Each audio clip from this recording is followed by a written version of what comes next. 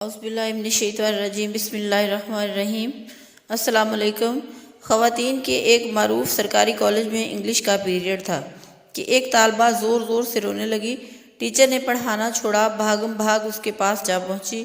بڑی نرمی سے دریافت کیا، کیا بات ہے بیٹی، کیوں رو رہی ہو؟ اس نے سسکیاں لے کر جواب دیا، میرے فیس کے پیسے چوری ہو گئے ہیں، بیگ میں رکھے تھے، کسی نے نکال لیے ہیں۔ ٹیچر نے ایک لڑکی کو اشارہ کرتے ہوئے کہا، کمرے کے دروازے بند کر دو، کوئی باہر نہ جائے، سب کی تلاشی ہوگی۔ ٹیچر نے سامنے کی 3 رو سے طالبات کی خود تلاشی لی اور پھر انہیں پوری کلاس کی طالبات کی جیبیں چیک کرنے اور بستوں کی تلاشی کی ہدایت کر دی۔ کچھ دیر بعد 2 لڑکیوں کی تکرار سے اچانک کلاس ایک بار پھر شور سے گونج اٹھی۔ ٹیچر اپنی کرسی سے اٹھتے ہوئے بولی، کیا بات ہے؟ مس تلاشی لینے والی طالبات بولی، کوثر اپنے بیگ کی تلاشی نہیں لینے دے رہی۔ ٹیچر وہیں تڑک کے بولی، پیسے پھر اس نے چرائے ہوں گے۔ کوثر تڑپ کر بولی، نہیں مس، میں چور نہیں ہوں۔ چور نہیں ہو تو پھر بیگ کی تلاشی لینے دو۔ نہیں۔ کوثر نے کتابوں کے بیگ کو سختی سے اپنے سینے کے ساتھ لگا لیا۔ نہیں، میں تلاشی نہیں دوں گی۔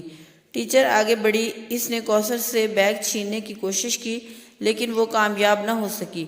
اسے غصہ آ گیا۔ ٹیچر نے کوثر کے منہ پر تھپڑ دے مارا، وہ زور زور سے رونے لگی۔ ٹیچر پھر آگے بڑھی، ابھی اس نے طالبہ کو مارنے کے لیے ہاتھ اٹھایا ہی تھا کہ ایک باروب آواز گونجی، رک جاؤ۔ ٹیچر نے پیچھے مڑ کر دیکھا تو وہ پرنسپل تھیں۔ نہ جانے کب کسی نے انہیں خبر کر دی تھی۔ انہوں نے طالبہ اور ٹیچر کو اپنے دفتر میں آنے کی ہدایت کی اور واپس لوٹ گئی۔ پرنسپل نے پوچھا، کیا معاملہ ہے؟ ٹیچر نے تمام ماجرا کہہ سنایا۔ انہوں نے طالبہ سے بڑی نرمی سے پوچھا، تم نے پیسے چرائے؟ نہیں، اس نے نفی میں سر ہلا دیا۔ کوثر کی آنکھوں میں آنسو بھر آئے تھے، بالفرض مان بھی لیا جائے۔ پرنسپل متانت سے بولی، جب تمام طالبات اپنی اپنی تلاشی دے رہی تھیں، تم نے انکار کیوں کیا؟ کوثر خاموشی سے میڈم کو تکنے لگی۔ اس کی آنکھوں سے 2 موٹے موٹے آنسو نکل کر اس کے چہرے پر پھیل گئے۔ ٹیچر نے کچھ کہنا چاہا، جہاں دیدہ پرنسپل نے ہاتھ اٹھا کر اسے روک دیا۔ پرنسپل کا دل طالبہ کا چہرہ دیکھ کر اسے چور ماننے پر آمادہ نہ تھا، پھر اس نے تلاشی دینے کی بجائے تماشا بننا گوارا کیوں کیا؟ اس میں کیا راز ہے؟ وہ سوچنے لگی اور پھر کچھ سوچ کر ٹیچر کو کلاس میں جانے کا کہہ دیا۔ پرنسپل نے بڑی محبت سے کوثر کو اپنے سامنے والی نشست پر بٹھا کر پھر استفسار کیا۔ اس نے خاموشی سے اپنا بیگ ان کے حوالے کر دیا۔ پرنسپل نے اشتیاق، تجسس اور دھڑکتے دل کے ساتھ بیگ کھولا، مگر یہ کیا؟ کتابوں کاپیوں کے ساتھ ایک کالے رنگ کا پھولا پچکا ہوا شاپر بیگ بھی باہر نکل آیا۔ طالبہ کو یوں لگا جیسے اس کا دل سینے سے باہر نکل آیا ہو۔ کوثر کی ہچکیاں بن گئیں۔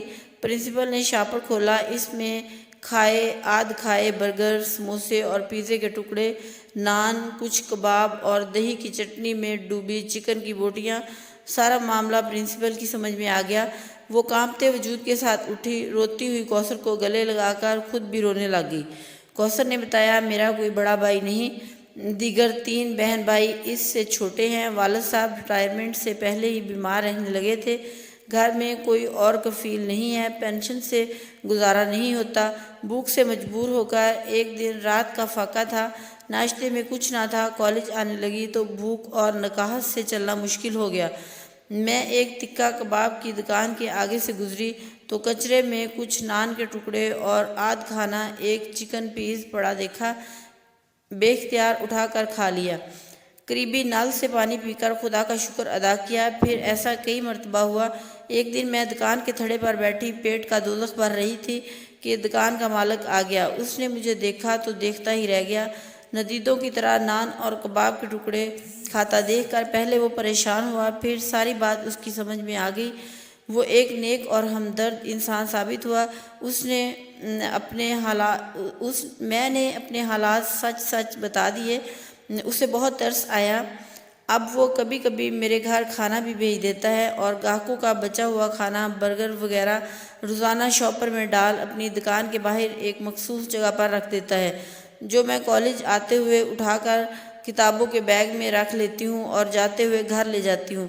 میرے امی ابو کو علم ہے، میں نے کئی مرتبہ دیکھا ہے لوگوں کا بچا کھچا کھانا کھاتے وقت ان کی آنکھوں میں آنسو ہوتے ہیں۔